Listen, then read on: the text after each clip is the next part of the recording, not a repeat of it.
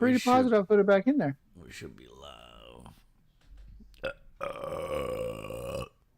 That's disgusting. Some of these people be driving some shit.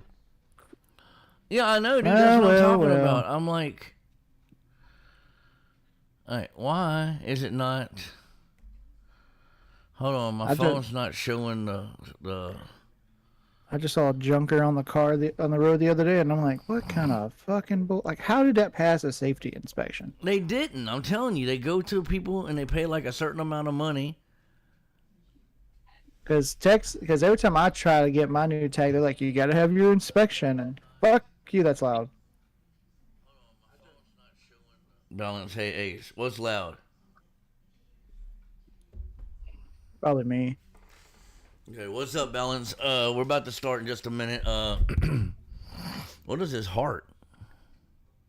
Oh, it's the emojis. Okay. Anyway, whatever. If my shit's loud, I'll pull it back. You're good. Y'all ready for the intro and ready to start this up? Sure thing. All right, here we go. What's up, my Super Saiyan Blues? How are y'all doing tonight? AJ here, and I'm with the boys. We're fresh from KamehaCon 5, and we will discuss that later on in the stream. But right now, we are discussing Chapter 93, Operation Kidnap Pan. First of all, I want to say one thing before we get into the boys' discussion. I don't like it. I don't like it. I don't like it. Okay. Now, that being said, we are going to go ahead and we're going to look at the pages right here because I got them up, as you can see. We won't discuss the pages step by step, but once we get to a certain spot the boys want to talk about, they'll stop me and we'll talk about it, and then that's how we'll do it. And then we'll talk about the overall arc of this arc. That was fucking stupid sounding, but I guess it's the best I could do. Okay, anyway.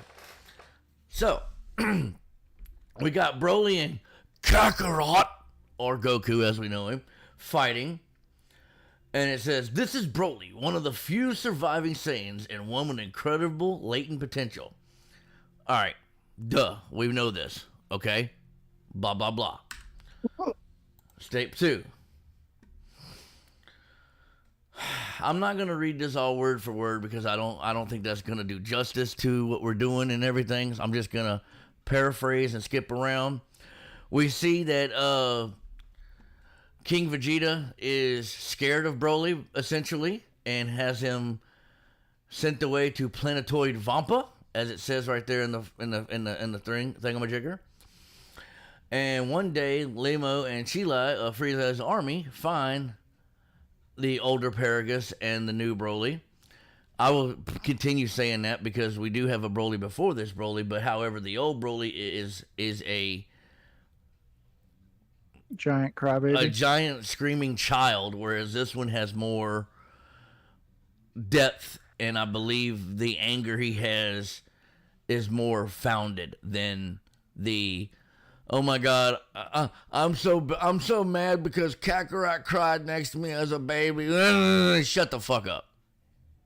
I just pissed off a bunch of Broly fans for that one. I don't give a fuck. Fuck you too.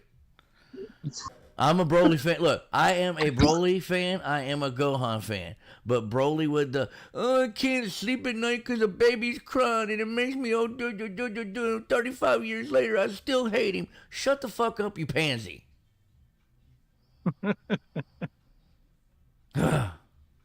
Okay, sorry. Then you see Frieza coming there, and he's got Broly and his daddy, Goku and Vegeta sit there. Well, they take on. Okay, this is, and the reason I don't want to go into word for this is because this is basically the retelling of Dragon Ball Broly, the movie. Okay.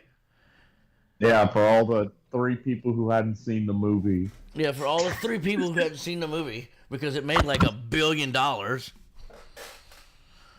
Okay. You know, this wouldn't even be that big a deal if they added some stuff that they had to cut from the movie, but it's pretty much the exact It's the exact same fucking thing.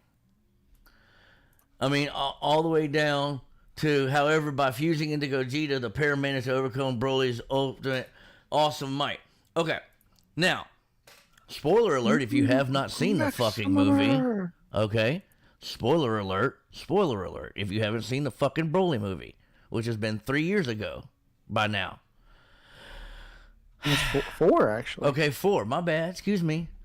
Broly has a lot of power. His power doesn't become unleashed until Frieza, spoiler alert again, shoots his daddy in the chest and blames it on Goku and Vegeta as a stray energy beam. That's really when it became a serious problem because Goku was starting to keep up with Broly after he turned blue. Yeah, well, yeah. And then he turns Super Saiyan and becomes more of a problem.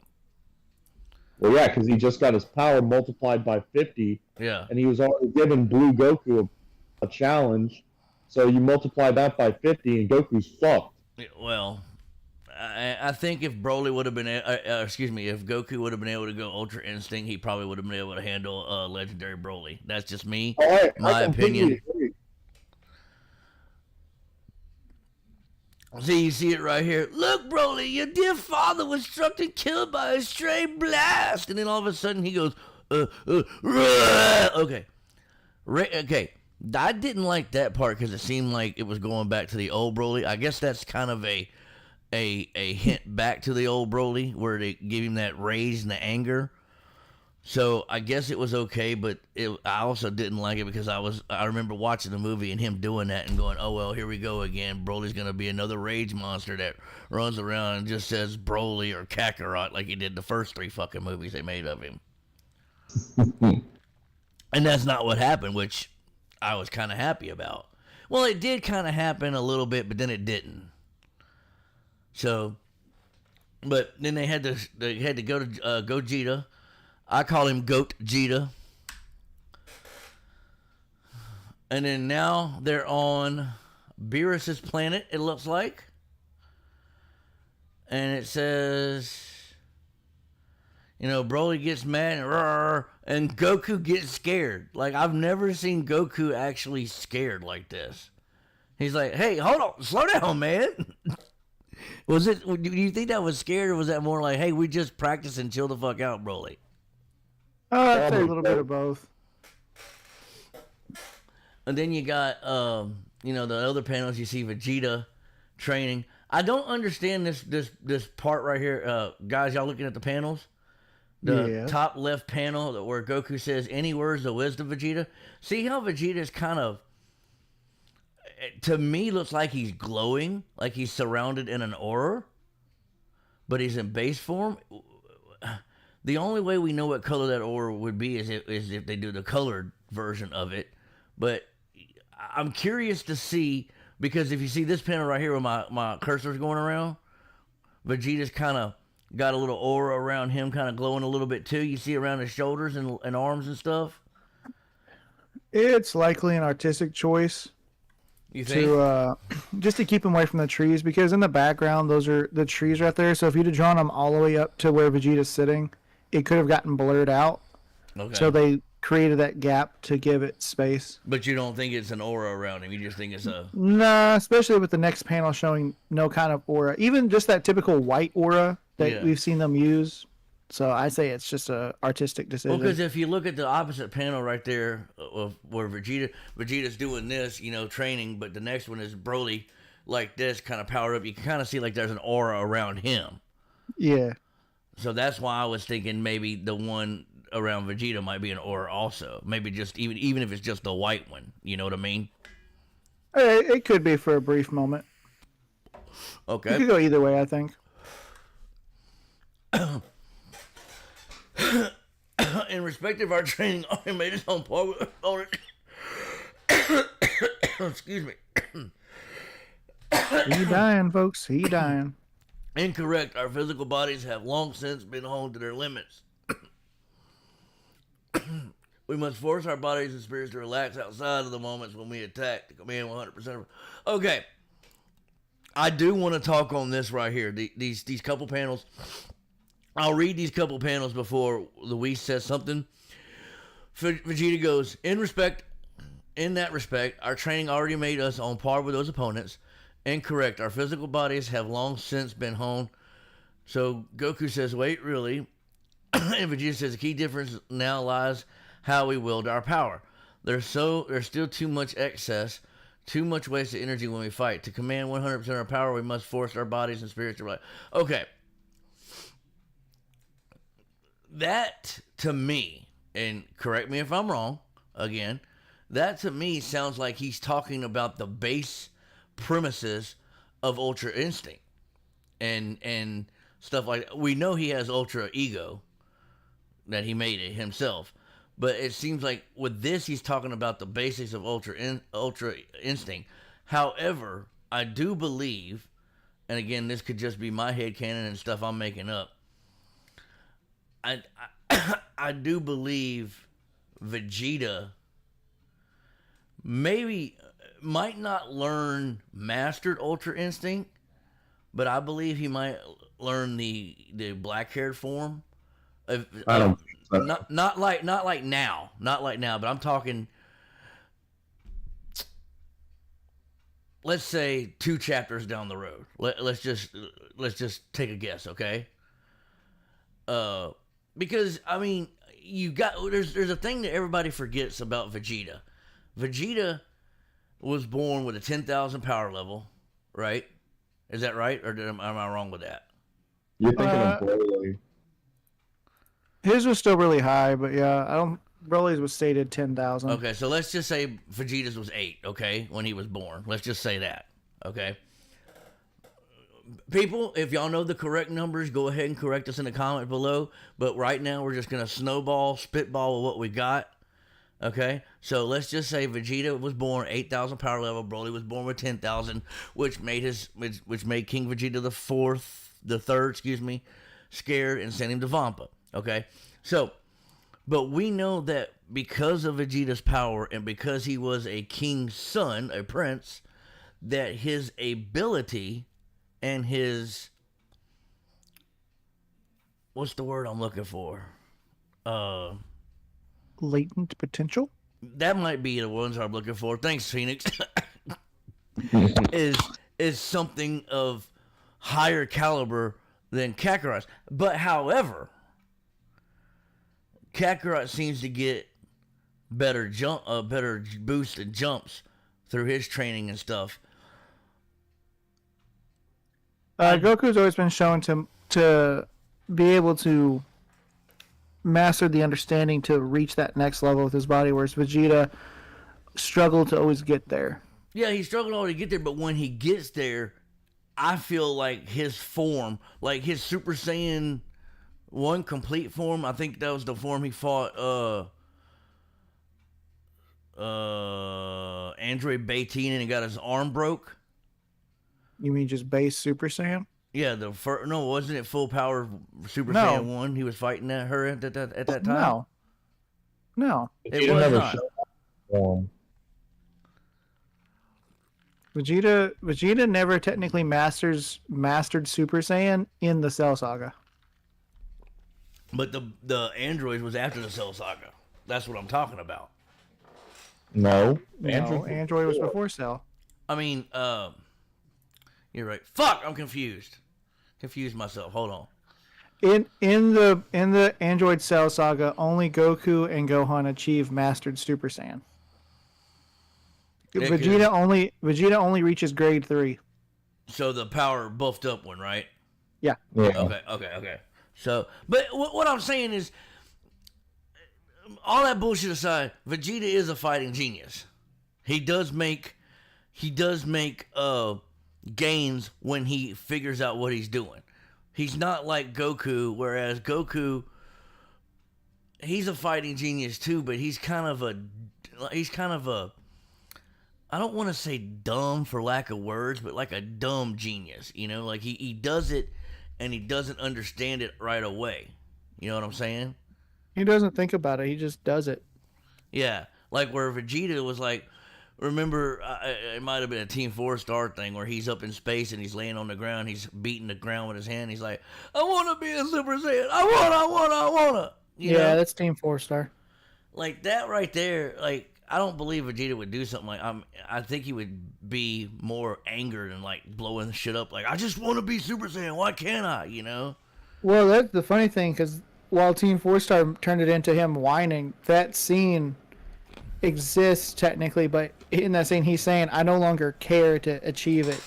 Like, he got so fed up with trying to do it that he finally just said, fuck it. And then did it. And then that's when yeah. So his own mental block was there, and once he finally realized to stop trying to make it happen, it happened for him. Okay. So, we're going to get back to the thing now. Whis applauds Vegeta for having the foresight to understand what's going on. He says, fabulous, Vegeta, I must say, to reach such a conclusion on your own. And then, does not amount to proper training on its own, focus solely on officially beefing up one's muscles. How about a match between the three of you boys? And then Goku, I don't like this panel right here, because Goku's like throwing shade at Broly. And I don't think Goku's ever been that kind of person. You know what I mean? How so? Because he's gotten better, I admit, but you still got to watch out for this guy. It's kind of like, yeah, he's good and all that, but this dude might lose his shit and try to kill us all. I don't he's think not he meant wrong. that. Yeah, he's not wrong. I don't think he meant Yeah, it. he's not wrong, but that's kind of like, I don't know, that's like pot, meat, kettle, you know? Because when you get pissed off, you're ready to wreck the world too, son. Yeah, but that's what they're trying to. Broly loses control even without being pissed Yeah, off. that's true, though. That's true. And then surely you just three, Broly included. I think Vegeta's a little worried there. Does that look like a worried face to y'all, or does that look like a? Yeah, he doesn't want to deal with Broly right now either. Because Broly's just like, I'll kill you all. They should be able to beat Broly at this point. Well, Balance says, not gonna lie, Broly being in the manga was a huge W. While I agree, Evan, that they could beat Broly, I think it's just because of the fact he's like the Hulk. The Yeah. more intense and consumed in the battle, the faster his strength grows, and And it the gets to a faster point he- where it's hard to Yeah, you're put him right. on. It's like the Hulk. This is why Yeah. when people always get mad that Broly can do this, I'm like, it's like the Hulk. Yeah, just chill out as the Hulk. Balance. I mean, having Broly in the manga is a huge W, but this part where they're basically, I mean, this right here, I don't remember if this was actually in the movie. I don't think I saw Vegeta on a rock meditating and then talking about the fight. So I believe this is new to He was sitting on a rock. I don't remember if he mentioned anything about Broly per se. Yeah, but I'm talking about this interaction that we got from page 6, 7 to 8 and 9, where he's like sitting there. I don't remember him sitting there on the rock with his fingers like that, and then Goku asking him the questions, because I don't think they showed that. Yes, they did. Yeah, they did, and it was just different Okay. Well, because I don't in the remember movie, it. In the movie, they make it seem like Goku doesn't understand meditation, whereas this one, it's phrased that Goku's kind of mocking Vegeta by going, "Oh, out of all these years, now you want to meditate? Who would have fucking thought?" Any words of wisdom you want to help out, you'll get Rusty sitting there forever. Silence, don't disturb me. Training through meditation, you of all people, that's new. Yeah, see, because Vegeta's always been shown throughout the series that he's never meditated. So this actually lines up a lot more as compared to the way the movie made it phrased Goku. The movie made Goku seem like he didn't understand meditation, Well, whereas they've been making Goku basically a. I'm sorry, I might get canceled for this word, folks, but I'm sorry, I got to use this word. They've basically turned Goku into a fucking retard. I'm not really going to deny that one either. Yeah, they've made him really stupid, which is why I liked what he did in the manga. Yeah, He's just kind of. He's calling Vegeta out, which is true. Yeah, Vegeta has never meditated. at all. So then they're talking to Whis, and some bullshit happens, and then Beerus wakes up and he sees Broly, and he's like, "What the fuck are you doing here?" Basically, We and don't know how fucking Broly and Sheila and Memo got to Beerus's planet, or yeah, we don't know that. Well, I would why assume. they're there. I would you would have to go by the assumption that Whis contacted Goku. Goku went to Vampa via instant transmission and brought them all with him. Yeah, but this is the part where like show don't like they didn't even tell. Just fucking show what happened. Like they skipped 3 years after the Granola arc, but not like What the fuck? Like, Yeah, nothing. I don't know. This I don't know. modern Dragon Ball's problem is a lot of telling, not showing, which Yeah. is what I was giving Evan fits about during the weekend, the convention weekend, was that Yeah. One Piece, in my opinion, shows way more than it needs to. Not that it's bad. I just think a One lot of it's Piece, not similarly necessary. One Piece, the manga and anime, is that what we're talking about? Yeah, I just Okay. none of the stuff that it does is wrong. It's just it. I don't think it needs to necessarily tell that goddamn much or show that goddamn much. Well, no, Dragon Ball doesn't show shit. Yeah, I would like them to show a little bit more, like Evan said. How did they get there? You know, instead of us just having to assume. Why are they there? Like, why reach out to Broly after all this time now? Well, because Goku wanted to train with him. Well, Yeah, they don't- could have shown like that conversation. Well, that's true too, but they didn't. I like this panel right here where it says, "Did I say you could bring guests? This ain't a hotel." And he sniffs it in his limo with some food. And Beerus is like, "Yeah, you can stay." And he tastes it. It's like, "Oh, this shit's good." And then he sees Chi-Lai, and he's like, "Cute." I like that Whis keeps calling him out. He's got a type. It's basic, but His it's a tastes are type. shockingly basic. Anyhow, all the tries like, let's get this match going, and then they start they eat, and then they start the fight between Goku and Vegeta.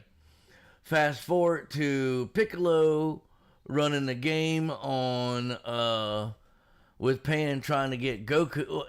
Folks, if you don't understand what is happening here, this is actually a retelling before of Dragon Ball Super Broly, and it's now going to get into a similar retelling of Dragon Ball Super Hero. This is the part where Piccolo has already been undercover inside the Red Ribbon pharmaceutical place and has watch the air quotes, folks, has kidnapped Pan, because we find out in the movie that, spoiler alert if you haven't seen the movie, that Pan and Piccolo come up with the idea to get her kidnapped to force Gohan to get back into training or to fight. I think they actually might show that part, so we're going to keep going on. He asked Dende about, can you unlock my latent potential like Kurian and Gohan's were done? He says, yes, I was there. I need you to do that to me. He says, unfortunately, I won't be capable until I'm older. Are you serious? And he says, just use the Dragon Balls. So he goes and gets the Dragon Balls.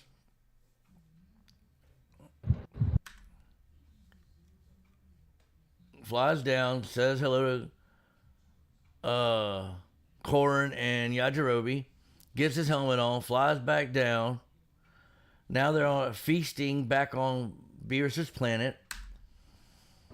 There's something I liked about what that conversation between Piccolo and Dende was when they're talking about using the power up. Well, he says, Piccolo, but hey, why don't you use the Dragon Balls? The Dragon Balls just wish for the Red Army to go poof and vanish. That wouldn't sit well with you or your pride, huh? You could always no, not that draw part. out your latent potential the way the Elder Great could.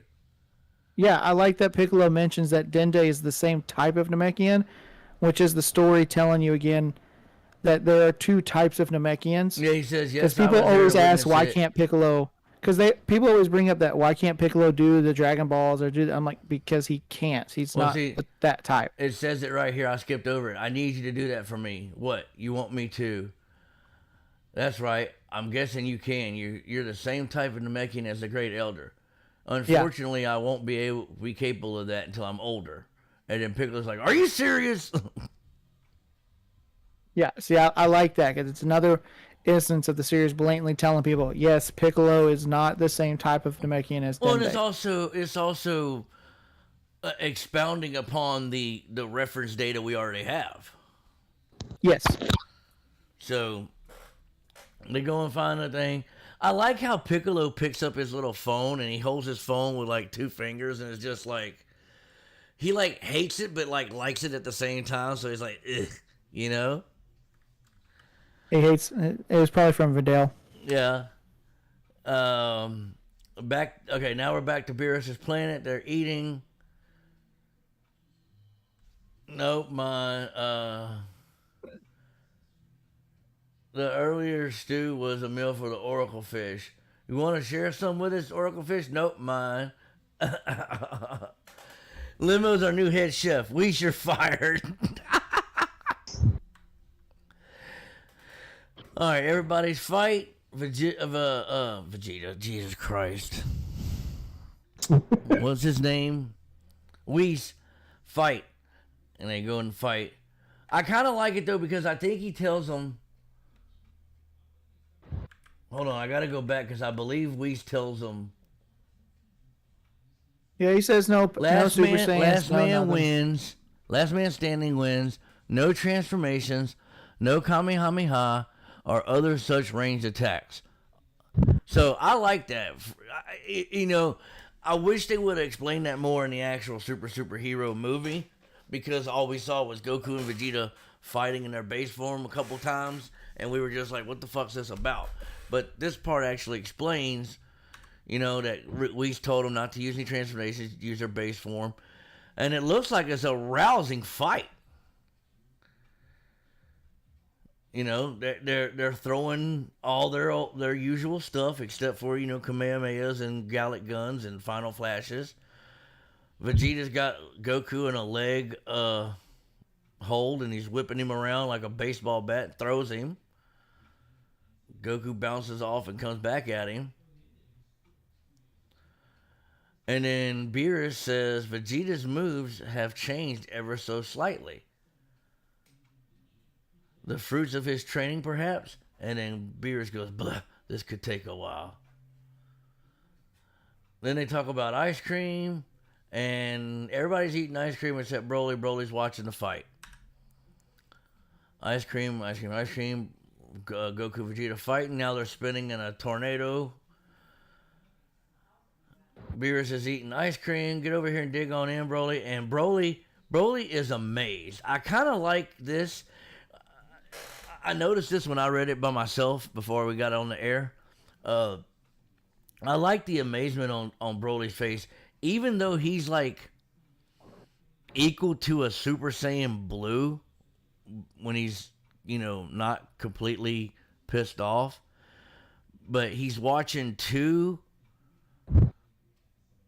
Elder Saiyans in their base forms basically having a go away or die fight, and he's just amazed by it. That's kind of like my face watching the superhero movie when Gohan transforms from Ultimate Gohan to Beast Gohan. I was just like, holy shit, you know? So more fighting. They're throwing each other. He's not very social, huh? He's talking about Broly, and Broly's like, something happens. Oh, Vegeta throws Goku and hits the ground, and it hits the ground so hard it causes a shockwave. But Beerus snaps his finger, and Whis politely puts a dome shield over Beerus, Whis, Limo, and Chila, and Broly's sitting there just taking it to the face. I guess he likes it like that. He's getting excited from that. How thoughtful for you, Lord Beerus, protecting someone in particular, perhaps. Quit yapping and eat your food. Whis is like, bruh, we know why you did that. You didn't do that for us. You did it to save the booty, son. Look at you. Whis got I just why they're just wasting our time with all this bullshit. I agree. I think they should have kept on going with, like, finished out with, I mean, the the granola arc was finished, but they should go with something else. They probably had no Goku- idea. Trunks They probably had no would- idea what they were gonna do. like this. Well, they probably, they you know, hopefully sometime this year, maybe June or July or October, folks, I'm gonna make a prediction right here on this live stream, and y'all can go ahead and cut and save this prediction right now. Tell me I'm wrong when it doesn't happen, or tell me I'm right. But I'm gonna make a prediction that Dragon Ball Super anime will be back this year. We've already been talking about it like this for 4 years now, but it will be back this year, and I believe it'll either be in June or October. I normally say June, July, or October, but I don't think July. I think June, because I think June was when Battle of Gods, the retelling, came out in 2016, I think it was, in the manga. I have to look that up. Phoenix, Evan, correct me if I'm wrong on that. What? Battle of Gods, the retelling in the anime from the movie was like 2016, right? Because the Battle of Gods movies was 2015. Battle of Gods technically came out in like 2014 in Japan. It was like 2013. Yeah. Oh, then the retelling was 2015 then. Yeah. In the anime. Okay, so Yeah, it was like late 2015. and it was like June, right? Like June, I believe, 2015. So I'm thinking that the anime is going to return sometime in June or sometime in October of this year. I hope I'm right, but I'm probably going to be wrong. So y'all go ahead and take this down and let me know multiple months in advance if I was wrong or not, and just whatever. But I'm actually let me go ahead and plug myself real quick before the boys get more. I'm actually working on a prediction of the return of Super video. Let me show y'all what I'm working with real quick. This is all I got right now. Predictions. Return of Dragon Ball Super. Return arc, first arc. The return of Super will probably be the Morrow arc. That's all I got right now.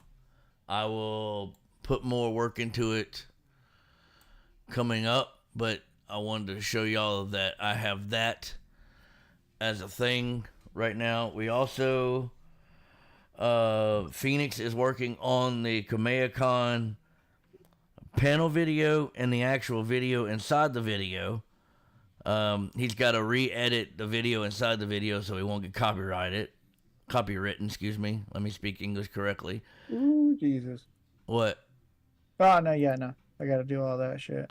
Yeah, and then the panel video will... all I want him to do with the panel video is maybe get the sound better and make it a lot less jump cuttier and stuff like that. Nah, I'm leaving all the shenanigans in. No. Every bit of it. The next video after the predictions of the return of Super video will be how Evan and Phoenix and I would like to see DBGT brought into Super, so we could maybe possibly get a Super Saiyan 4 from somebody or somewhere. That's what I'd like to see. I don't know about them. They just said they'd like to see the Shadow Dragons and the Baby Saga. Both of which have a great premise but need better execution. Yeah. So that being said, GT as a whole. what'd you say, Evan? I'm sorry. I said that's GT as a whole. I was replying to what you said. Yeah. Okay, so now we're back to Capsule Corp. The balls have been found. Piccolo makes his Shenlong, come forward, grant me this wish. State your desires. And he says, "Oh, Master Piccolo. Hi, Shenlong." I think that's kind of funny because he didn't. Did he say that in the movie? I think it just was like, "Oh, hey." Who, Piccolo or the dragon? The dragon. No, the dragon greets him. I thought it was just like, "Oh, hey, it's you," but he's like, "Oh, Master Piccolo." No, the dragon actually greets Piccolo. Okay.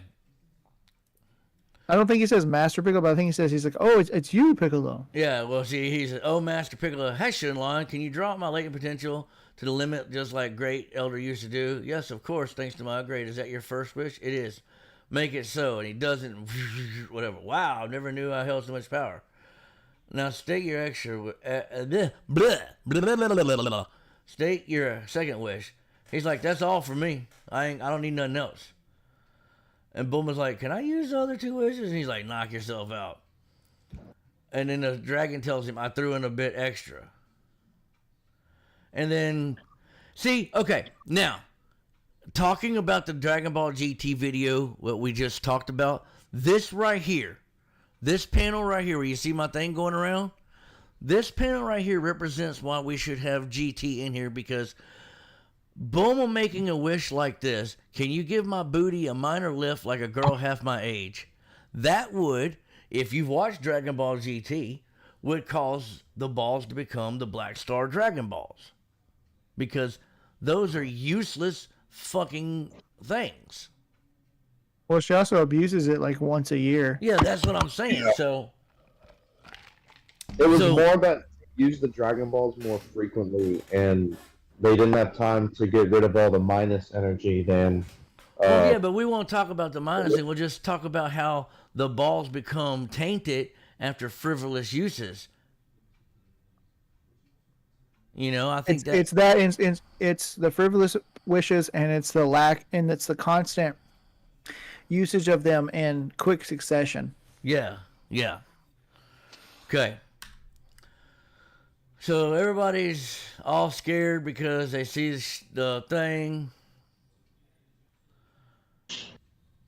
Third wish can get rid of crow's feet. That's stupid. Fixing your butt and getting rid of your crow's feet, that would cause problems. So we're done with that. Goten and Trunks are on the phone. I like this edition. Huh? I do like this edition with Trunks and Goten. Yeah, in because the movie, it's not in the like movie, you don't see them do it. No, you don't see them do this, and you see them being, well, just like that one panel. Trunks is afraid of ghosts, but we won't go into that because I don't want to talk about that. It's stupid. So here we see the front of the Red Ribbon Pharmaceuticals. Next, how about we go after the Son Goku or Vegeta fella? As you see, number 94 is Piccolo. That is Magenta. No, what was the guy's name with the fedora head or with the hair? The Pompadour? Carmine. Okay, and then the guy sitting down here is Magenta, I believe. Or yes. Yeah. And then you got Dr. Hito sitting next to him, and they're looking at a disheveled looking Gohan on screen.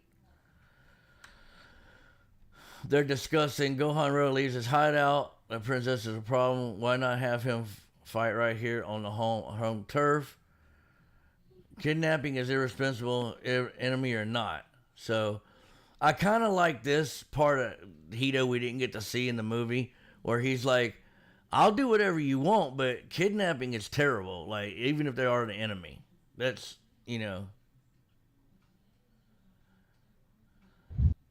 So, gets 94 to go with him. Pipe down, rookie, don't speak out of turn. They're flying. And that's it. So, this is where I guess they're stopping right here, and they're gonna pick up with Piccolo. Look at the air quotes again. Kidnapping Pan from her school, and I believe Chapter 94 is gonna be Gohan going beast form. So let's see what the boys probably not. Knowing them, they'll probably the next set of chapters will be that whole fight with the Gammas, and then they'll. Oh, okay. And then they'll have the following. Yeah. I see it going 3 more chapters. Like the next one will be recruiting Gohan and arriving at the Red Ribbon headquarters. Then Piccolo it'll be the fight fighting Gamma 1. Yeah, then it'll be the fight with the Gammas, and then that will end with Cell Max appearing, and then the last chapter will be the fight with Cell Max and Beast Gohan. Yep. Yeah, I can see that. Yep. Okay. All right. I still think it's really stupid that people are like about the whole let's use Pan as a guinea pig. I don't know. I mean, the ones of y'all that are cool with that, I hope to God I don't have kids, because if I was a lazy piece of shit and not keeping up with training, and AJ or Evan took my daughter somewhere, even if she's not in any real danger, I'm going to beat the shit out of both of them too. Exactly. Like, That's what I don't understand. Like, if I was Gohan, I would be pissed at Piccolo.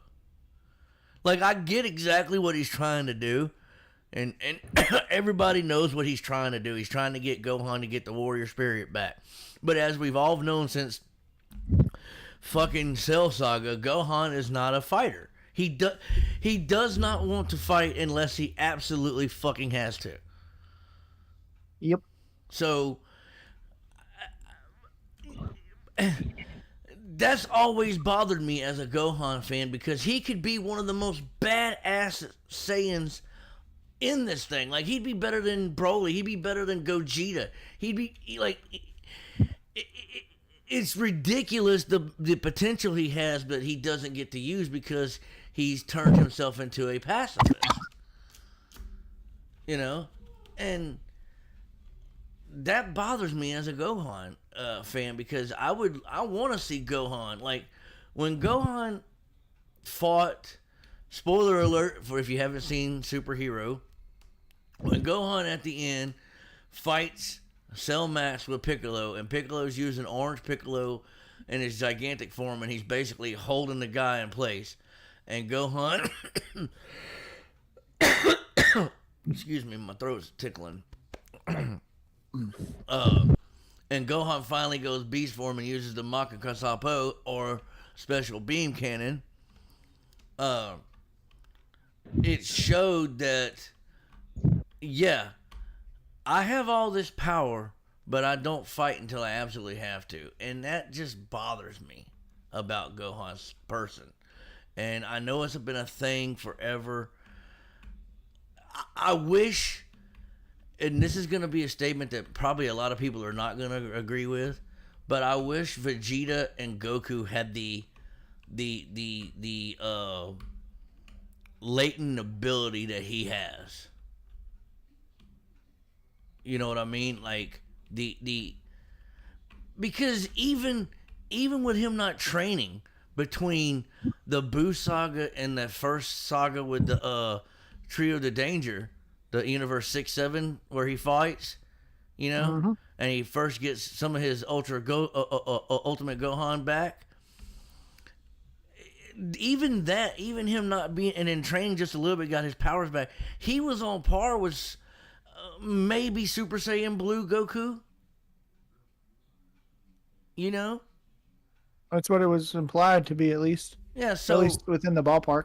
Yeah, so if he's able to do that, and he hadn't trained in that was 7 years? And it took him a month and a half to get back? If that. I don't even think it implied it was that long. Yeah, it might have taken a month or maybe 2 weeks. Okay, so I'm going to let the boys, I'm going to go get me some tea because I ran out. I'm going to let the boys discuss how they feel about the chapter.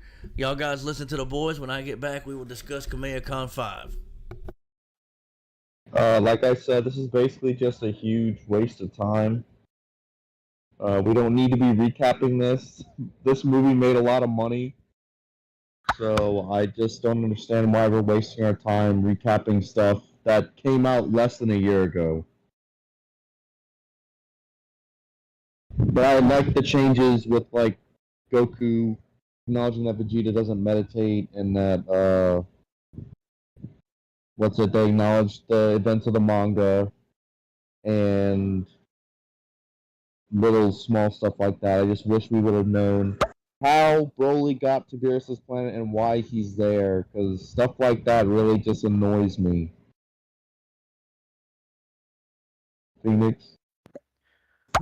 No, I'll agree with that. The fact that they didn't show them, at least in like a panel or two, going to get Broly was a total miss.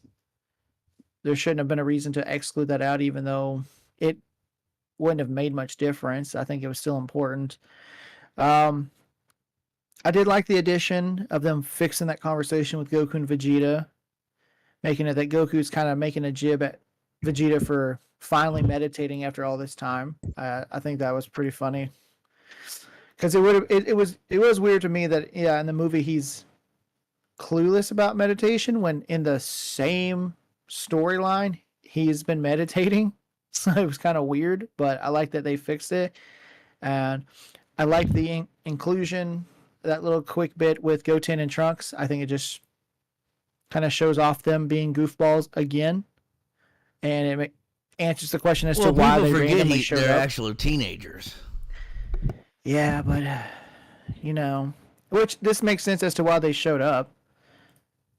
I think that's also people wondering, like, why did they just randomly show up? It makes sense. Trunks was spying. Trunks is an eavesdropper. What else?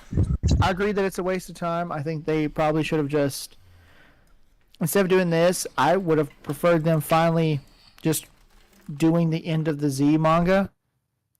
Even though I know they're probably not going to change much, maybe just updating it, refreshing it in some way. I'm ready to kind of move past it. They're gonna have to explain the blue gi. Yeah, I want to see that too. Like, I want to see Goku get it, and I think this was the best opportunity for them to actually go out of their way and have him get it and answer all those other questions. But I didn't hate the chapter, but it was a pointless chapter. But Phoenix, we get to see the stuff from the movie again. Look, as someone that's watched Superhero 3 times, and I really enjoy it. I didn't need to see it again. Oh, did you get my digital copy yet? What? Did you give me my digital copy yet?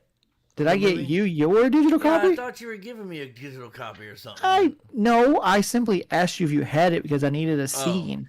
Oh, I thought you said, I've got a digital copy. Do you want it? And I was like, yeah, I'll take that shit. I don't even have a copy of the movie. No, I can probably find a way to download it and do all that. It's what I did with the Demon Slayer movies. But Anyway. To go back a chapter real fast, to go back to the previous chapter when Piccolo was talking about the Gamma 1 and 2. Chapter 92? Whatever it's called. When Piccolo's in 2, and he talks about them being as strong as Goku and Vegeta, I want people to remember that Piccolo has not seen them since the Moro arc, so at best he's comparing them to Moro arc Goku and Vegeta, not current Goku and Vegeta. All right, hold on. I just went back to the chapter. It's on the screen. It must be an android after all. Go back to Nito. Lesson learned. What? Bye-bye. Can't let him roam free. When he's talking to Korin. When he's talking to Korn? All right, hold on. Let me get there. Because I remember that was a hot topic debate, and I don't know why it was. If people could use their brains. So you get the picture, sounds like a big deal. Uh-oh. Sorry, only got 2 left. Still much appreciated. Careful out there, Kami-sama. Hey, I'm not him anymore. Right. This is bad. Based on my own battle, I'll say those Gamers are on par with Goku and Vegeta themselves. How about Son Gohan? You once said he could be the strongest guy on the planet if he put his mind to it. He's of little use to us right now. Oh, too bad. And Majin Buu's asleep. Okay. So, yeah, that's something. Yeah, see, I don't know why people read that and was like, "Oh, they're as strong as post Granola arc Goku and Vegeta." No, there is no effing way. They're at best. He's comparing them to Moro arc Goku and Vegeta, but notice how he says blue. So they're not even as strong as UI controlled and perfected UI Goku, and they're not. I'd still say Vegeta's evolution form, or whatever the fuck he was doing at that arc, is still stronger. What's up, Red Square? It's Corey and Brittany, the two guys that got the girl and guy that got married Saturday. Remember the redheaded guy? Yeah. Oh yeah. He's followed my channel now. Thanks for coming. Thanks. So now we're gonna talk about Kamehacon 5. I just want to show. I'm gonna show two things and talk about some things, and I'll let the boys talk about it. First thing I want to show is my 5th guest pass. All these right here are the Kamea cons I've been to. All 5 of them. The two ones right here are VIP passes, and then the last 3 are all my guest passes for being a panelist. And I got one more thing I want to show y'all that I purchased. Phoenix and Evan actually talked me into purchasing this because I do need some art behind this. I mean, y'all see what I got on the wall right now. I'm probably pretty much going to rearrange this pretty soon. So, wanted to show y'all the piece I got. So, hold on. Thank you.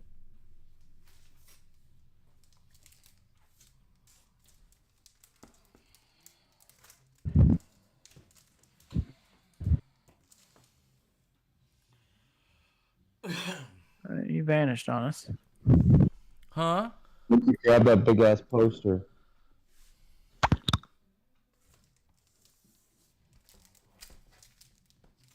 Why can't y'all see there? Alright. See, just fine. Okay. So, that will eventually be behind my head back here. So, let's talk about KamehaCon 5. I will start it and I'll let the boys jump in after that. I would like to go last. You would like to go last? Okay. Okay. I will go first, Phoenix will go second, and then Evan will finish us off. What I'm going to say about KamehaCon 5 is I appreciate Chris Slatosh, Eric Vale, and the NADA family, National North America Dragon Ball Association family, and even Jen's, for letting me have a panel and coming to KamehaCon another year. And hopefully if we do K6 here, I get another panel and do it there again. But there is some complaints I have towards certain groups and certain people, and I will name them when I get to it. And there are some things I liked, and there's a bunch of things I didn't like. And I'm gonna start with the things I liked because I don't want to be negative. I want to be more positive than negative, but the negative things must be told so we can possibly make it better in the future. The good things were, it was, huh? I was talking to my dog. Oh, the good things were, again, it felt like a family atmosphere. Seeing the boys again and meeting new friends. Like we said, Red Square here in the chat is a red-haired guy named Corey and his wife now, Brittany. Coolest people, some of the coolest people we've ever. I think it was their first. It might not have been their first. Might have been their 5th. I can't remember. I got drunk a lot, but we'll talk about that. We had a good time with that. We hung out with the Ohio State boys. They're actually from Ohio, and they gave me and Evan a hard time about Joe Burrow and stuff like that, and we were having a good time. So it was a good atmosphere. It felt like it felt for the last 4 years before this one, except for maybe K2, and everybody knows what happens fucking K2, what happened K2, and we're not going to get into it, okay? I'm tired of dredging that shit up and talking about it, to be honest with you. Corey says he's been every year, and it was Brittany's 3rd. I just read the chat. Fuck. I liked the VIP room. I don't know if Slatosh set it up or NADA did. I'm leaning more towards Slatosh. He had 3 separate rooms for the VIPs. One room had a chessboard and a punching machine in it. Another room had table air hockey and pool tables. Another room had video game machines, arcades and shit. And there was even another one where I think I could have went in, and the voice actors and stuff like that could have went in where you got fed, but I never found it.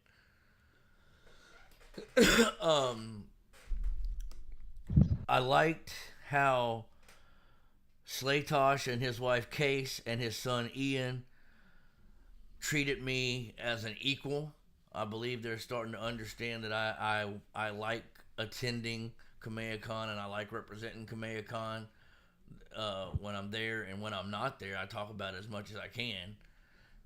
You can ask the boys on that. The security guards were okay, except for this one, but we got it handled. We got it handled. What happened was It went full Karen. What happened was Friday morning. Okay, we all got there Thursday afternoon. I got there about 3. I think Evan got there about 4:30, and then Phoenix came a little bit later. So we already got there Thursday night. We kind of hung out, and then Friday morning the boys come back Evan's room was 5 doors down from mine. I was 365 and he was 370. And we meet down in the lobby, and Phoenix met with us. Well, the doors didn't open till like 2 or some shit, and it was like 11:30 in the morning, maybe 12. Okay, and because I have a guest pass, I basically can go wherever I want to, whenever I want to. That and the fact that I know Slaytosh, and Slaytosh basically told me I could do whatever I want as long as I don't cause any trouble.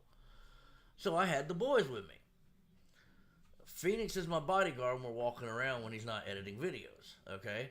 I don't know why he's my bodyguard. He's just a big dude. He's a good guy. Whatever. Shut the fuck Well, up. after the punching bag weekend, I think it's safe to say there's a reason why I Shut am. the fuck up. Shut the fuck up. The reason they're giving me a hard time is because they're both punching in the 800s, okay? And the first time I punched it, I think I maybe hit it like 400. And my defense, I don't really fight unless I have to, kind of like Gohan. So my rage and anger helps me hit harder. However, I did, before we left, hit 675, right, Phoenix? Yeah, I do believe so. That's what it was. 675. So, yeah, not the strongest punch, but I can do damage if I need to. But Phoenix is the bodyguard because he's big and whatever. And Evan is the cameraman and my alcohol supplier.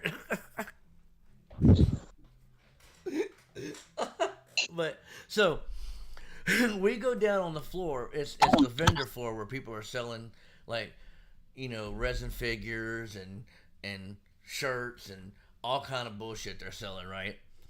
Hold on, I need to take a hit of this. So we get down there and we've been on the floor for about an hour now. So it's like 12:30, 1 o'clock by this point. The doors open in about 30 minutes. Well, I look at the boys and I'm like, hey, y'all gonna be right here? They're like, yeah. I say, I'm gonna go right outside the doors and sit down because my legs were hurting. For some reason, my legs were giving me trouble this year. They won't give me trouble next year. Anyway, so I go sit outside, and no longer I sat down for more than 5 minutes. Evan texts me, and he's like, bruh, we're getting kicked out. I'm like, the fuck? He's like, yeah. I'm like, bet, I'll be there in a moment. So I walk into the door like I'm big swinging dick ding dong Charlie, I walk over there. The fucking guy, okay, I'm 5'8.5", maybe 5'9". Security guard is no taller than I am. Feels like a lot shorter if you ask me, but okay. Shut the fuck up. And he comes up and he's like, no, they gotta go. And you gotta go too. And I showed him my pass. He goes, well, no, you're okay because you're a guest. And he's like, well, they need to go. I'm like, the fuck they don't? I said, come on, boys. So we start walking. Hey, you said that with me. I said, yeah. I said, they're with me. He goes, well, I need to, yeah, that's right. He goes, they're with me. I said, they're with me. He goes, well, you're not supposed to be in here regardless. And I said, dude, I know Chris Slaytosh. He told us we could be back here. He knows we're not going to fuck with anything. And the guy's like, well, I should have been let know. I said, well, come on, let's go. And we go and we find Slaytosh, and I walk to Slaytosh like a full out Karen. I've never done this in my life, and I was ashamed after I did it. No, dude, it was awesome. I looked at Slaytosh and I said, dude, you better get your security guard. I don't know what the fuck he thinks he's doing, but you told me I could go back there, and the boys were with me. And he goes, what happened? I said, I was sitting there with the boys. I said, hey, I'm going to go sit down for a few minutes. I didn't even get my ass nice in the chair, and they said they're getting kicked out. And he looks at the security guard and he goes, is that what happened? The security guard goes, yeah. And then the security guard goes, well, if I would have known, he goes, Chris Slaytosh looks at him and goes, you know now. But the fact that I had to go full Karen, just, bro, you better handle the security guard. It's so funny. And he kept messing with us after that, too. He's Yeah, like, he what did. are you troublemakers up to? I'm like, yo, we're going to release a bunch of stray puppies. They're Yeah, piss so and shit everywhere. see, I can't get too mad at the guy because once everything was cleared up, dude was He cool. was just- Yeah. He Yeah, was no, just doing his Evan. job. On Sunday before I left, he came and asked me. He's like, "So when y'all gonna release them dogs?" And I'm like, "I think we're at to 100. I think everyone should go get them." So, that happened. The bad. Here's the part I really don't want to discuss live because I don't want people to punish me for my opinions and thoughts, and y'all know what I mean.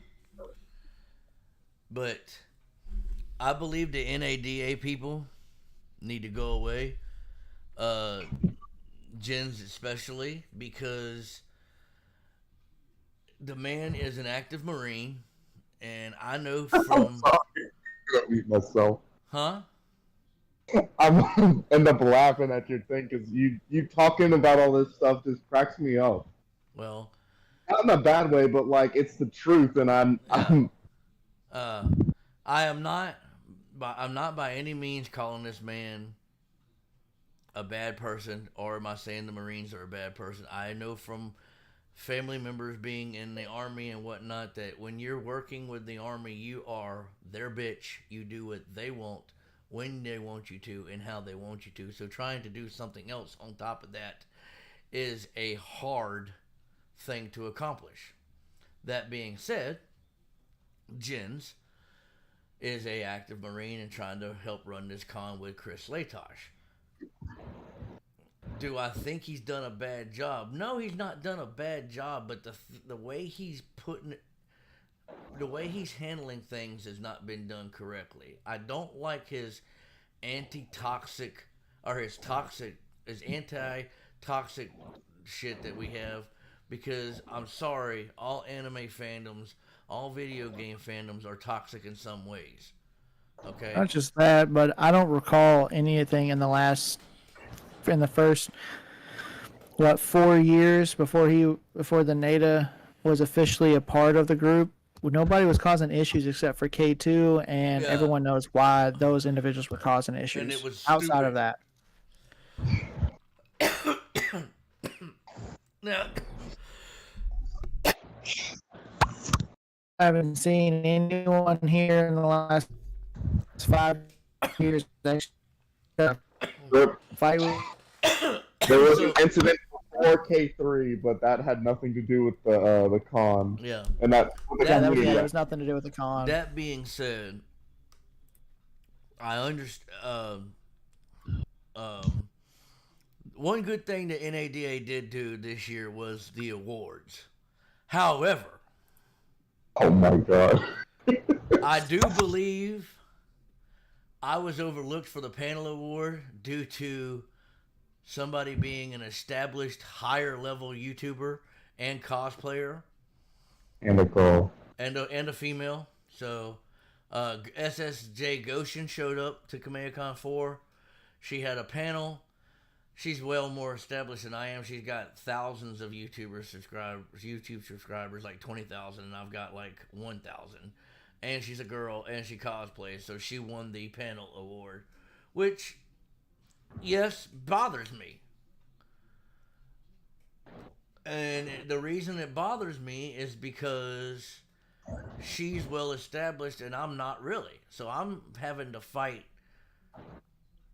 the fact that she's a girl and she's kind of cute, you know, and the fact that she's established. So it's. I thought it was unfair. I wanted to talk to Jens about it, but I felt that my points would be going upon dead ears because this is the last thing I'm gonna mention, and then the boys can take over. I saw him Saturday, or was it Sunday, Evan? It was Sunday. I saw him Sunday.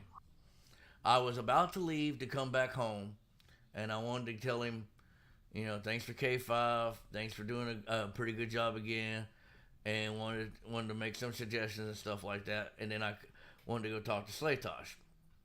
Talking to Jens, and he drops the bomb that he wants to move K5 or Kamehacon from Dallas to either Florida or California. And folks, it's not that I don't want it to move. Like, I guess if it moves and I want to go, I'm gonna have to go. But the thing about it is, I'm a person that believes in tradition, and tradition is it's in fucking Allen, Texas for the last 3 years. It would have been all 5 in Las Colinas, but we lost that venue somehow. So 2 years in Las Colinas, and then 3 in Allen. And I believe it should stay there. There's a lot of people coming from either side of the world. This is a central area where people can get to fairly easy. The airport's not too far from right there. Hotel's not that bad on price. The tickets really aren't that bad. And for me to hold on real quick. Red Square, I'll give you that Discord invite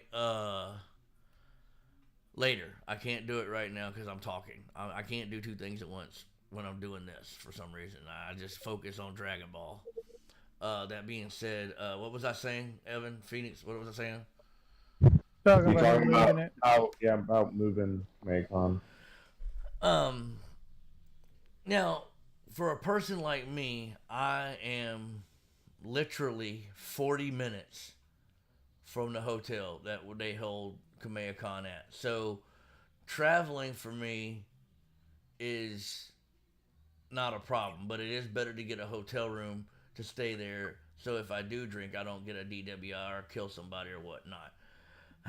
But think about it this way: people who do live in Texas or Louisiana or Oklahoma, right here, Dallas is fairly close to all those locations. So the money is not as high as it would be if we were going to Orlando, because then you'd like take Evan for example. I'm going to use Evan for example, and he can talk about this when he talks about it.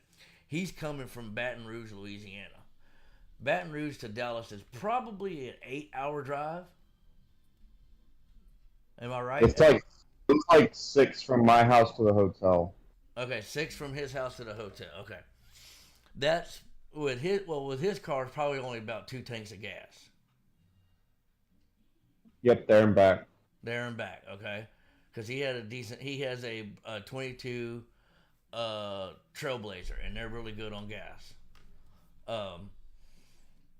I had my father's Silverado, which is a V8, but I literally filled it up Thursday morning, and I just ran out of gas in it 2 days ago and had to put more gas in it. So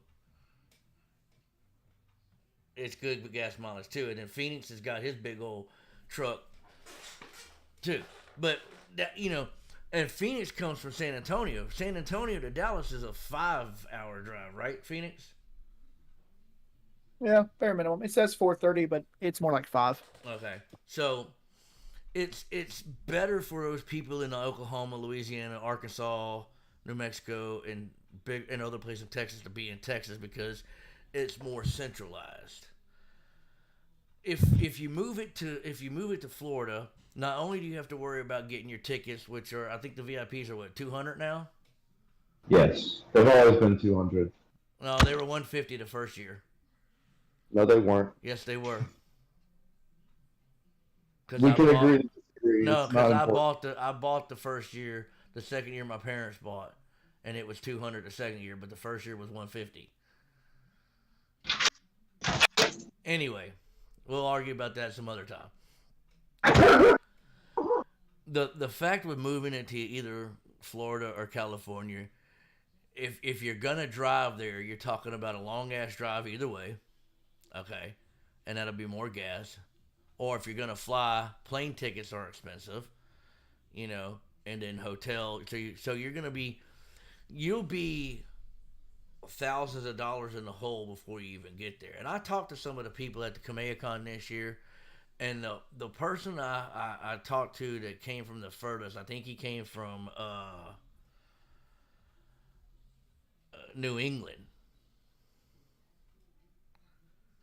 like Maryland or whatever up there, and he said it cost him about $1,000 hotel and air travel, which sounds like a lot, but it's not really considering where he's coming from. But you got to take that and say go down to Florida. You could probably increase that to 1,500, and then go to Cali. You're going to increase that to 2,500 because Cali's got all kind of taxes. So you know the hotel room might be for something, but with tax it'd be like 600 or something. If this And shit moves to California, I'm not going. yeah, I'm not going to California either. Well,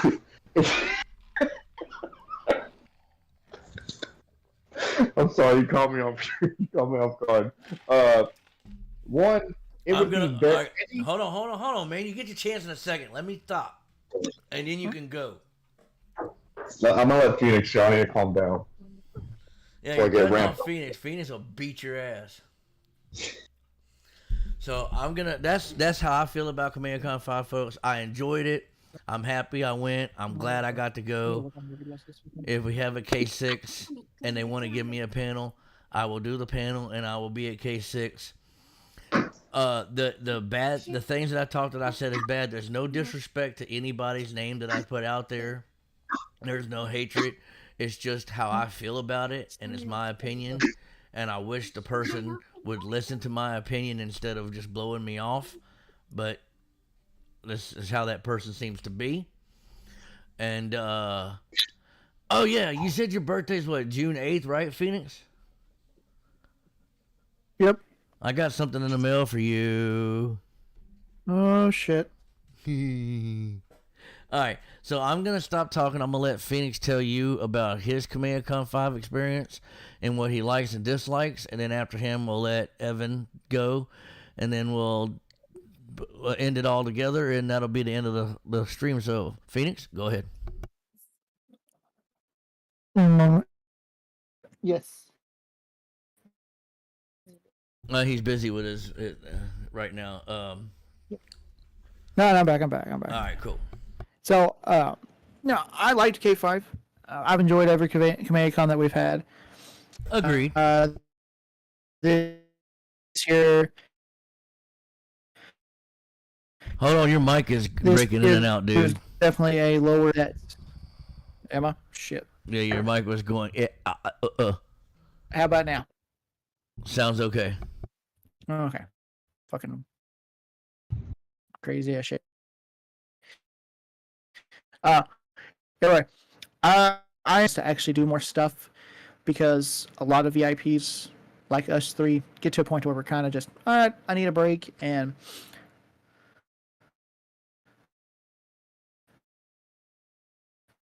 we need lost something you. else to do. Bitch. Now it wants to act up. Of course it does.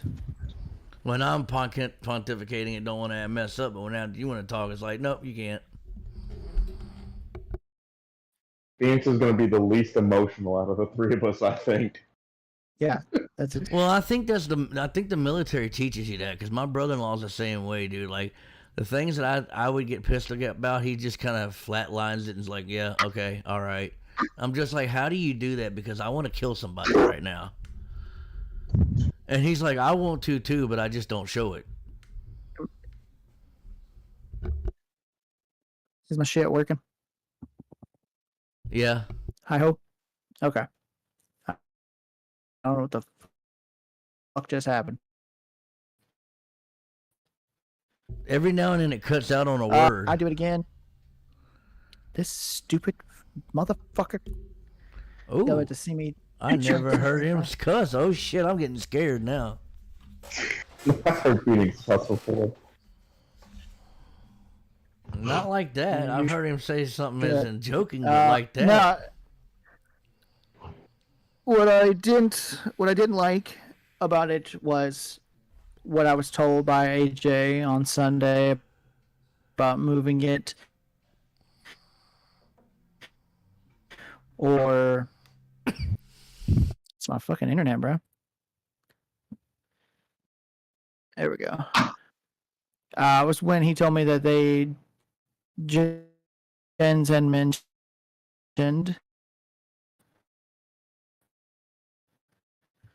taking a year off. Shit just doesn't. Oh yeah, I forgot to mention that he just either taking a year off and moving it, or moving it and. Yeah.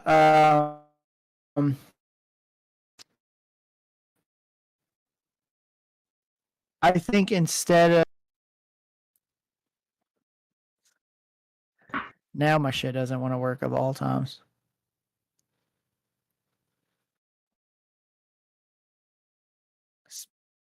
Piece of shit, I swear. I win. Did it cut out again? I can hear you now.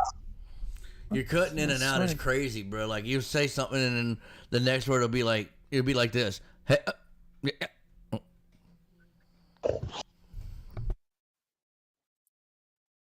I got nothing. It's my fucking Discord's over here telling me it doesn't want to work half the time. Why am I not surprised? Well, type that shit in the chat and I'll read it for you since we can't get your microphone to work.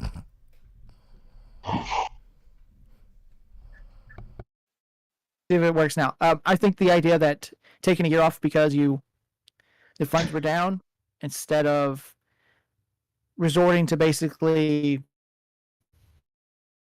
But I do want to interject on that. I believe the reason. You should find out why you're. Well, I want to interject on that because I do believe the reason we didn't have a better turnout than we did this Kamehacon is because 2 weeks prior or before that there was a shooting nearby,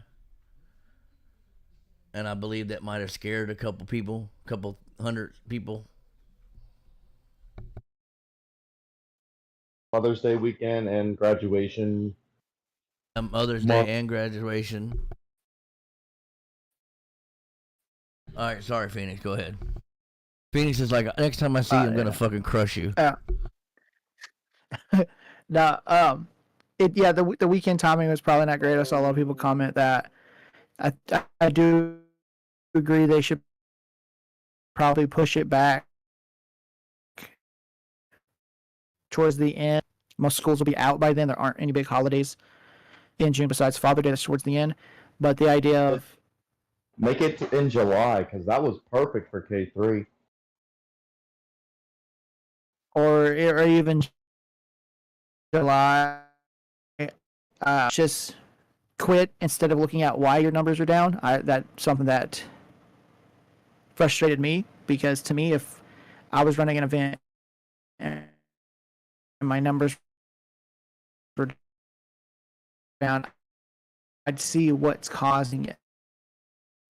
Instead of running, I would actually talk, whether you're co-owner, full owner. If stuff's down, you should actually ask the people why they feel like attendance was down. Be front with them, especially with this small as Kamehacon is. Be forward with them and say, look, numbers are down. Because I feel like a lot of people will say, like, well, K2 really put a damper on it, and I feel like y'all just maybe haven't tried it as much lately. I don't know whatever the reasons may be, but hightailing, I don't think this is coming from someone that actively served in the military. Trying to run a big event like this, especially when it's not going to be in the state you're stationed, downtime, we don't really have downtime. and there's a lot of stuff that goes into running the military, especially if you're a higher up rank. And I think that takes away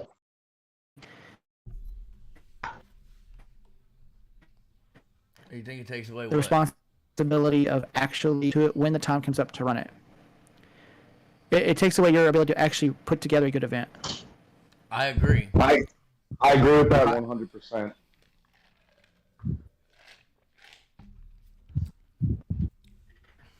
The individual that was put in charge of putting together the panels completely didn't do it until the last 2 weeks before the convention started. We know. Yeah, but that's not on Slaytosh's head though. That's on somebody in his group. Yeah, because we talked to Chris before on Thursday, and he's like, he told AJ that he reached out to whoever was in charge. And was like, "Yo, where are our panelists?" Like, Yeah, that's exactly what he said. Cause I said, bro, I wish you could have told me a little bit sooner that I was getting my panel and stuff. He goes, what? And I was like, yeah, we didn't get told till like what, a month and a half ago it was. it was like 2 weeks before. And then he goes, well, that the reason you got contacted is because I contacted my guy and was like, where's the panelists at? So, That's my point. All the panelists and all the voice actors should have been secured at least 2 months, with at least 2 months to go before 3 months before. Yeah, and regardless of whoever was the boss in charge of telling that person to do it, as the boss, you always have to double check with them. Yeah. Things get sidetracked, which is why I'm saying event, you probably shouldn't be running an event, because each event it needs your full attention, and if you can't devote, because people are giving their heart. Think about all the panelists that had to wait till 2 weeks out. Like I said, that wasn't good. I don't think taking a year off would be a terrible decision, because it's going to put a lot of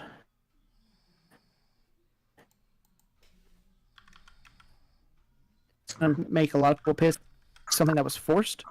You think if you choosingly or willingly stop the convention for a year, you think that's not going to piss people off? That's 100% going to piss people off. Mm-hmm. They're moving it. Name me one other convention where the people involved, or even the people who spend the money to go, complain that they want it moved closer to them because they're tired of making the trip. Move their conventions out of Houston? Not that I know of. Has anyone asked for the ones in San Antonio to be moved out of San Antonio? No. What about the ones that are held up in Dallas? What is it like that? There's a big convention in Dallas, or the Dallas Expo. Dallas Fan Expo. Yeah, people come from all over to that. It's not asked to move, so Bro, how do you fucking invite people, bro? basically everyone in the people attending KamehaCon, it's been asking for 5 years for KamehaCon to change. That to me shows a lack of respect for the convention. I don't think you should ask a convention to move when they found out where it wants to be. I think that was very well Either said. go or you don't go. I want to go to San Diego. I'm not going to ask San Diego to move so I can go to its Comic-Con. I'm going to make my plans to go. So I think the idea to even pose it to the fans is a terrible decision.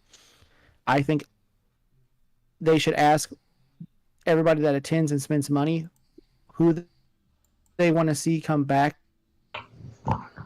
to give them more income.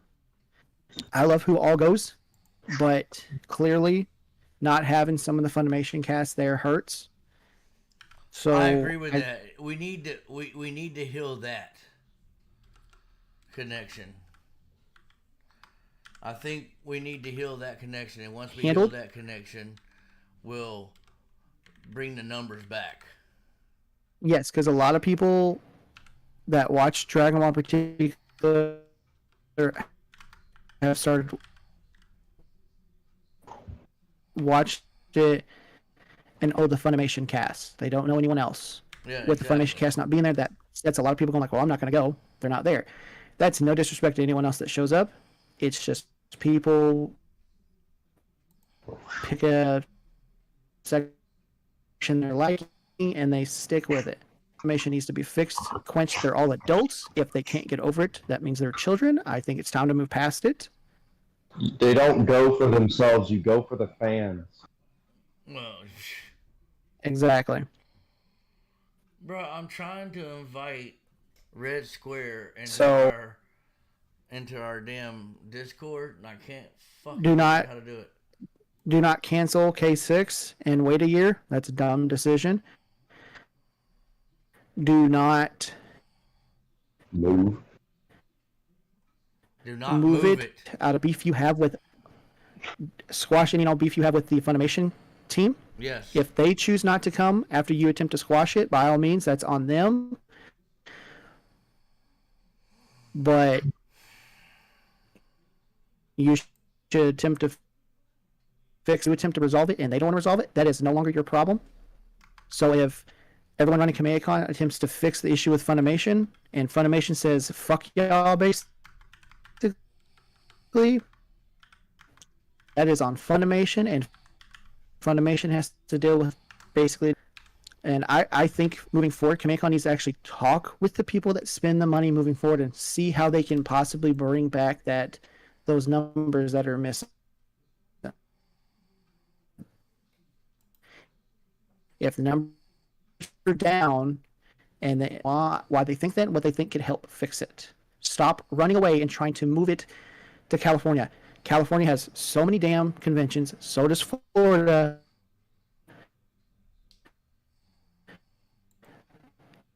That bring in, I'm going to say this again, you're not going to get KamehamehaCon to win if other conventions can bring the people missing. Exactly. So moving KamehamehaCon to California or Florida will not solve a damn thing. You'll probably leave it in Texas, talk to the people that spend the money to help it, try to make it better, and go out and actually be adults and fix any and all problems with the other voice actors that are out there. Squash the BS. Stop acting like fucking children.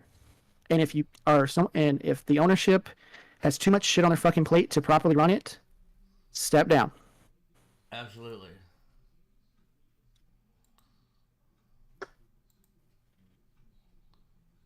Evan, you can go. You have Okay. been released. I'm going to start out by saying this is not shitting on my KamehamehaCon experience at all, but I've been to all five, and I have to say that this was probably the weakest one out of the five. One, I enjoy all the vendors that go, the voice actors. Thank you for your time and your being cool, like Cynthia and Damien and whoever that guy that voiced Tien and Oob was drinking with AJ. Dude, that dude is cool. Yeah, I know. I don't know his name, but he was a really cool dude. Anyway, one of my major complaints as an adult, and an adult that likes to drink alcohol when he goes on vacation and on the weekend, is that they need to stop this bullshit where they're closing the goddamn bar at 10:45 p.m. When it's clearly not supposed to close on Friday and Saturday till 2 fucking a.m. Yeah, because me and AJ tried walking across the street and there ain't a goddamn thing to do. I'm paying all this money to stay in this hotel and you can't keep the fucking bar open past 12? Exactly. Like, that's really shitty. There's a bunch of fucking adults that come here and they want to drink, and the hotel will make money, Yeah. but Well, the That hotel shutting itself down. The hotel shutting the bars down at 11:30 was ridiculous. They could at least if they didn't want to go to 2, maybe go to 12:30, and then I don't know. It was. I think the reason, and again, Evan, I said this when Phoenix said it, and when I said it, I think again one of the reasons our experience this time was so the way it was not only because of the Mother's Day and the graduation. I believe that shooting had a lot to do with it too.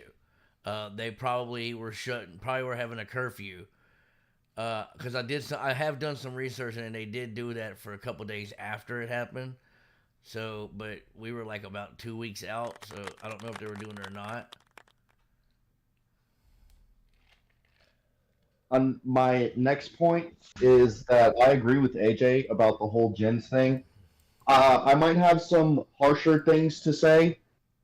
This man, we were walking in the NADA room on Sunday and just looking around and minding our business. AJ was talking to some people he knew.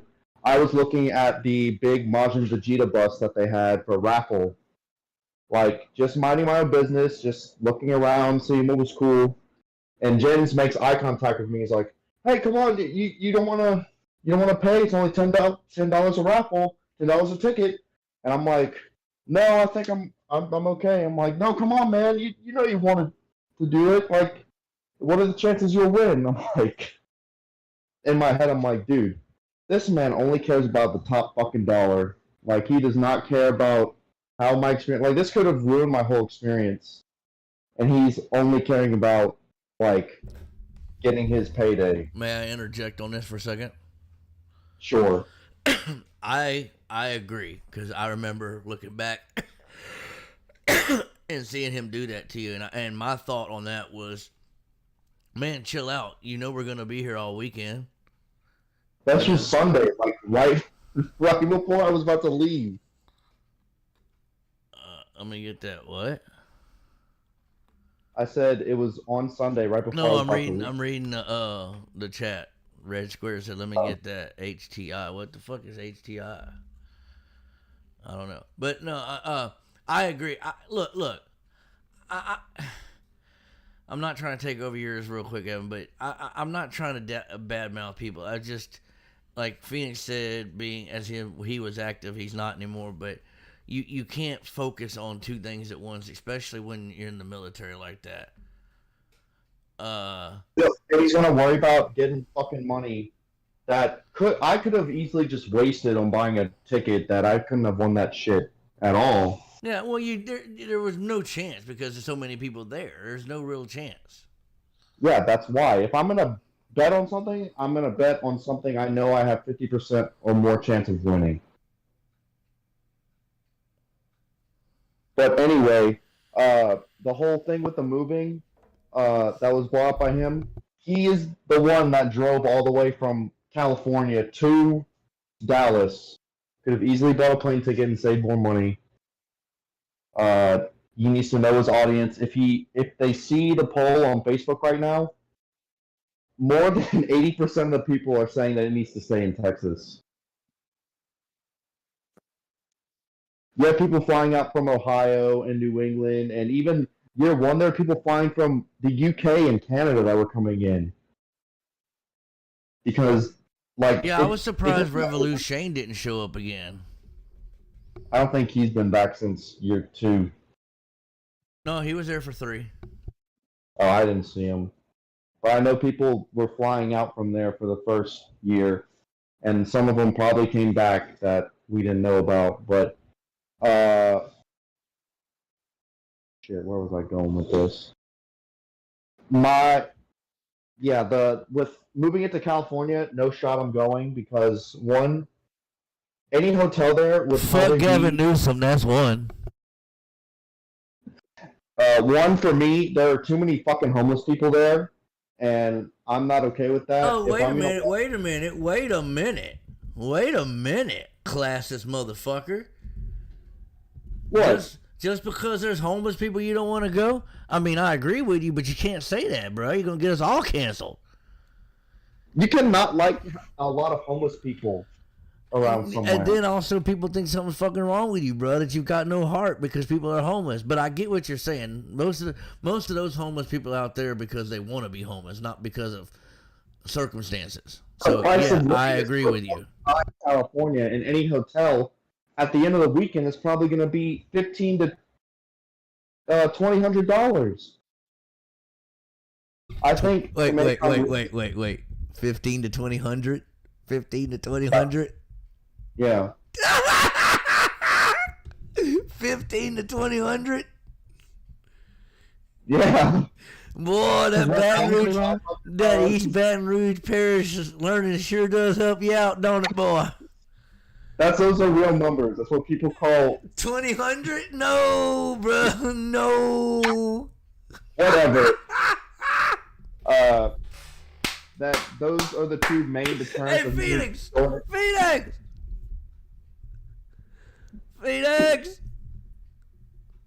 What? 20, 15, 2000, bro. 15, 2000. He's not technically wrong. Yeah, What? I'm not wrong, you bitch. Y'all some bitches. But yeah, and then the thing with the panelists, I think Chris Slaytosh really does a good job.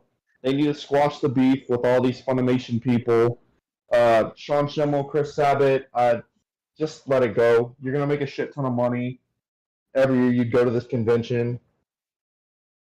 I think them pandering to weird types of audiences like the burlesque show and then Okay, wait. Stop. I was down for the burlesque shows until number 3. I didn't even see number 3. Okay. The first chick was all right. The second chick got a little bit bigger, and she was not all right, but it was okay. The third chick was dressed like Master Roshi, and she never took the beard off. It was weird. But it's just bizarre that they're trying to pander. Like, I never thought of this. Bro, I like what? You don't like titties? No, I do, but like, why do they have to pander that type of audience? Bro, you don't like titties? I'm not going to answer the question again. I mean, I like titties. I don't care what they look like. I like titties. And then before they were going to have like some bondage show. Like, I'm here because I like Dragon Ball, not because I want to jerk my dick off. I get what you're saying. It is weird to have those two things in a Dragon Ball convention.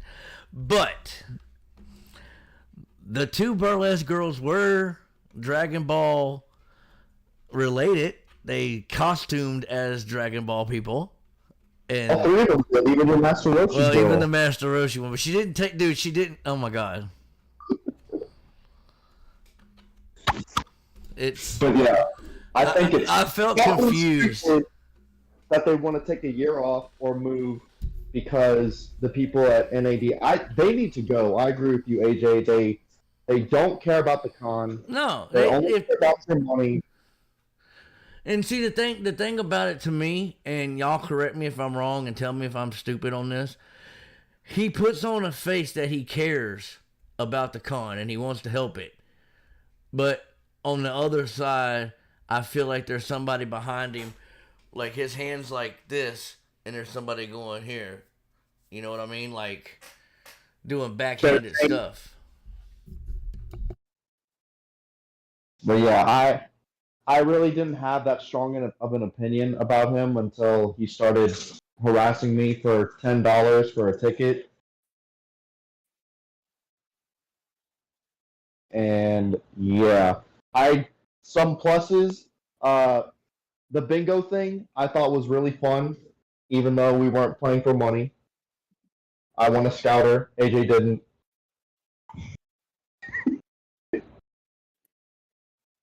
Hello?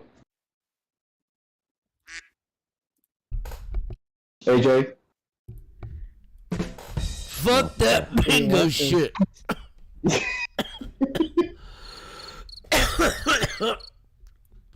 Who's doing the sounds? I have no clue. Oh, that's funny. Phoenix. But yeah, the bingo is really fun. The awards, I think, is a brilliant idea. I think the way voting goes needs to go a little bit better.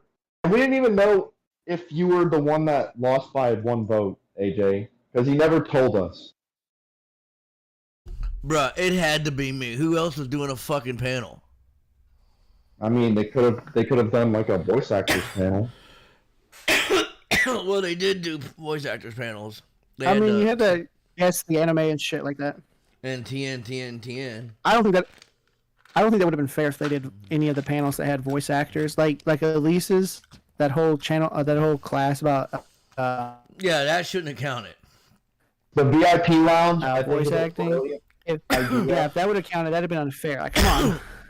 Well, the Go shouldn't be in there is unfair, bro.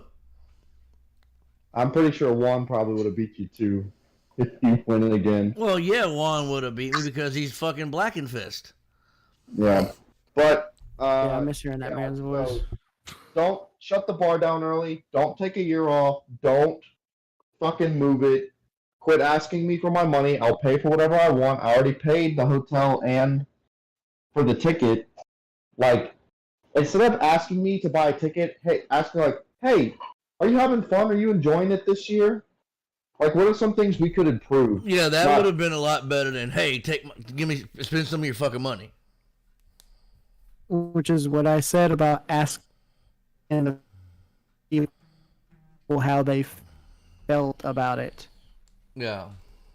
Instead of asking, should we move it, ask them what they liked, what they didn't like, and actually see how you can improve it based on who whoever goes. had the booth with all those awesome resin figures, I hope to see you again next year so I can save up and buy one. Yeah, Hopefully for that real. might be. I want that Gogeta one, the Goat Vegeta one. SSJ4 Goat Vegeta. That booth was Level Up, and they are out here in San Antonio. Well, shit. Me and Phoenix were debating on having shared custody of that Vegeta statue before someone selfishly bought it. Yeah, we really were. We were really going to do it. We were really debating it. Like, you know what? You take for 6 months, and we'll figure it out. We'll drive halfway, put it up in boxes, and I have to meet y'all just so we can hang out for a little bit. hand him over.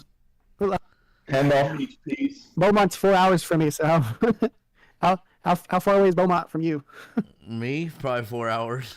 No, I meant from Evan. Oh, Beaumont for Evan? Probably 4 hours. No, maybe 5 hours, maybe. Oh, so it's about relatively equal. That might have been our cutoff point. Yeah, we would. But yeah, I hope to see more of those.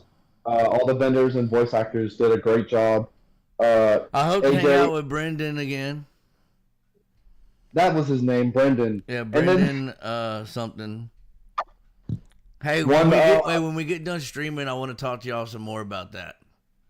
One funny thing that happened, I think this was before you showed up. No, it was after you left Friday. Yeah, Phoenix Friday. We went to AJ's room, we come out, and it was this old guy that was across the hall from AJ. We didn't know who he was. Oh, yeah, we found out who he was, though. Yeah, he said, "Oh, shit. I did it, didn't I?" I'm like, "What the fuck?" And then he's like, "What'd you do?" And he said, "I left both my keys in the room."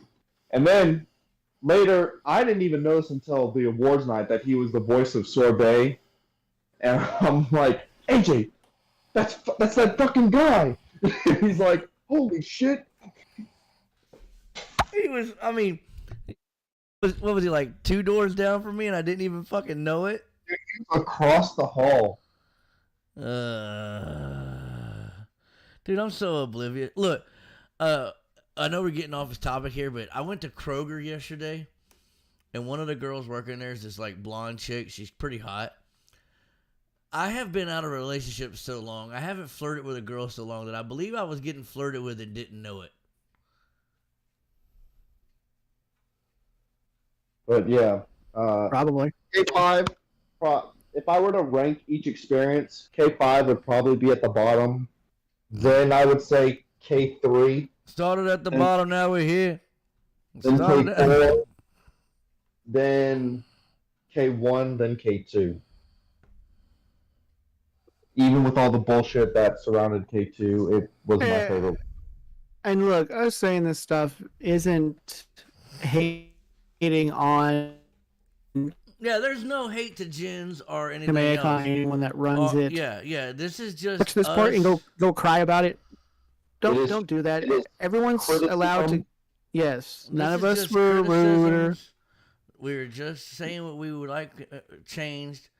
I, for one, if they called me today and said, "Hey, we having K6 in Dallas, Texas again. Would you want to do a panel?" I'd sign up like that because of my experiences, and I know the boys would sign up for VIP passes as well, because it's not just seeing the voice actors Yeah. we got. It's not just seeing the people.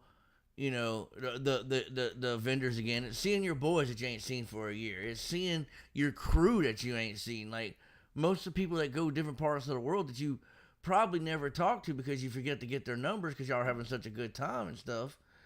But you get back with them, it's like, "Oh, hey, how's it been for this last year?" And like, "Oh, this has changed and that's changed." That was fucking cool for me, this one.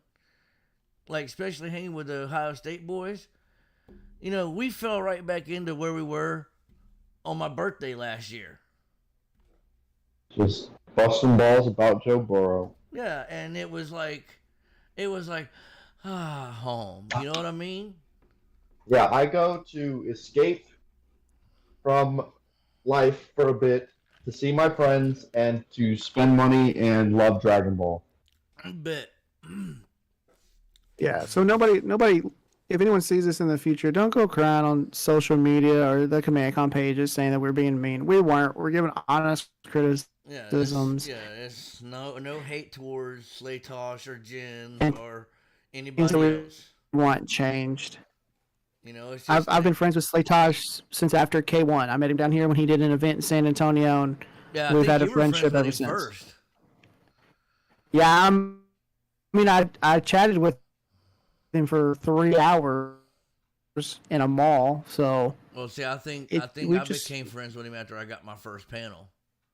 yeah, this is all Me and just Phoenix would casually talk to him at K2, and he recognized us at K3 after a year. Mm-hmm. yeah. Well, he knew who I was. He's told me we should meet up and have dinner or something. I'm like, well, between your crazy schedule and whatever I'm doing, Good luck with that, huh? seems impossible. All right, boys, we need to end this stream. We've been doing this for almost 2 hours now, and my throat's hurting. That's an average stream for me and my kid. I can't do it anymore. I'm getting old. Body's falling apart. All right, folks. Y'all stay here for a minute because I want to talk for about 10 more minutes with y'all about some stuff. All right. God, there's a comedian in every fucking room, bruh. Ladies and gentlemen, I'd like to thank you for coming out to the stream tonight discussing Chapter 93 of the Dragon Ball Super manga, discussing Kamea Con 5, my feelings and takes on it, Phoenix's feelings and takes on it, and Evan's feelings and takes on it. And remember, all the opinions in here are our own opinions, not anybody else's. They are not harsh towards anybody or causing any drama with anyone. They are just how we feel about the situation and what we wish could be done better. That being said, thank you for watching the stream. Remember what I always tell you, be kind to one another. Peace out.